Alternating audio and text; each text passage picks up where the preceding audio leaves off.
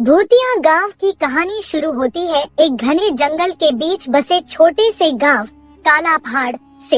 यह गांव इतना दुर्गम था कि लोग इसे भूतों का गांव कहते थे। यहाँ के बाशिंदे अजीब अजीब कहानियाँ सुनाते थे। गांव के बाहरी इलाके में एक खंडहर था जिसे लोग चुड़ैल का डेरा कहते थे। किसी की हिम्मत नहीं होती थी कि वह रात के समय वहां जाए। गांव का रहस्य। गांव के बड़े बुजुर्ग बताते थे कि करीब 100 साल पहले गांव में एक खूबसूरत महिला लक्ष्मी रहती थी। वह बहुत ही दयालु और समझदार थी।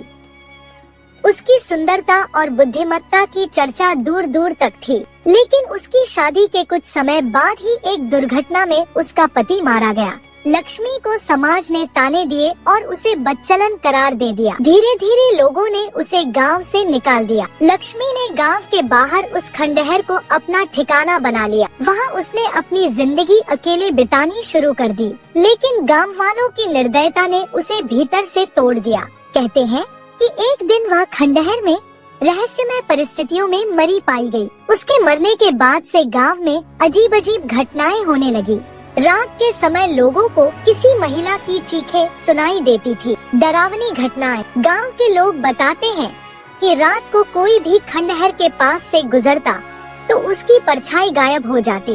किसी ने दावा किया कि उसने एक सफेद साड़ी पहने महिला को पेड़ों के पीछे छुपते देखा। कई बार गांव के बच्चों के खिलौने गायब हो जाते और अगली सुबह खंडहर के पास मिलते। एक बार गांव के दो युवक रमेश और सुरेश जो इन कहानियों पर यकीन नहीं करते थे, उन्होंने खंडहर में जाने की हिम्मत की। गांव वालों ने उन्हें बहुत समझाया लेकिन वे नहीं माने। दोनों रात के अंधेरे में खंडहर पहुँचे। वहां उन्हें अजीब अजीब आवाजें सुनाई दी। अचानक उनकी टॉर्च बंद हो गई और उन्होंने देखा कि एक परछाई उनकी ओर बढ़ रही है। डर के मारे वे भागे और सुबह बेहोश हालत में गांव के पास मिले। चुड़ैल की कहानी। गांव की एक बुजुर्ग महिला मंगला दादी बताती थी कि लक्ष्मी की आत्मा को शांति नहीं मिली, इसलिए वह चुड़ैल बन गई। लेकिन वह केवल उन लोगों को डराती है जिन्होंने उसके साथ अन्याय किया। मंगला दादी कहती थी कि अगर किसी ने सच्चे दिल से लक्ष्मी की आत्मा से माफी मांगी तो शायद वह उन्हें माफ कर दे। रहस्य का समाधान। गांव के सरपंच ने चुड़ैल के आतंक को खत्म करने का निश्चय किया। उन्होंने एक तांत्रिक को बुलाया। तांत्रिक ने खंडहर में पूजा करने का प्रस्ताव रखा। पूरे गांव ने मिलकर हवन का आयोजन किया। जब तांत्रिक ने पूजा शुरू की तो अचानक तेज हवाएं चलने लगी। खंडहर से एक काली परछाई निकली और चीखती हुई बोली, तुम सबने मुझे मारा, मुझे न्याय चाहिए। तांत्रिक ने आत्मा से माफी मांगी और उसे शांति का मार्ग दिखाने की कोशिश की।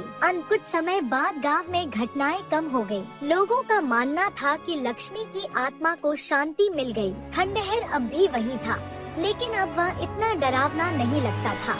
गांव वालों ने एक मंदिर बनवाया और प्रतिज्ञा ली कि वे भविष्य में किसी के साथ अन्याय नहीं करेंगे। इस तरह भूतिया गांव की कहानी एक सबक बन गई जो बताती है कि समाज का अन्याय किसी को न केवल तोड़ सकता है बल्कि उसे राक्षस भी बना सकता है।